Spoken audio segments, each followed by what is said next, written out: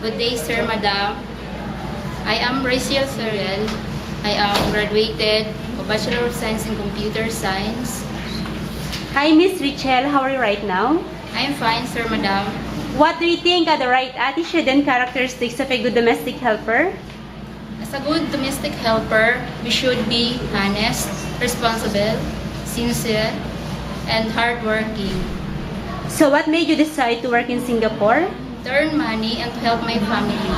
Okay, so since you're a first-timer, how will you avoid your homesickness?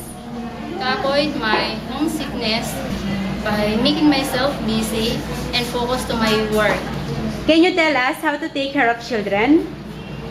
By giving them nutritious food, giving vitamins, and then changing of clothes, and I will love them.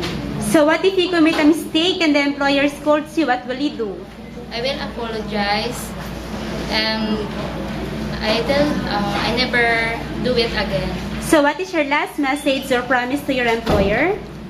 Sir, madam, please do hire me, and I promise that I will do my responsibility and duties well, and also I will finish my 2 years contract. Thank you, Miss Richelle, and good luck. Thank you, sir, madam.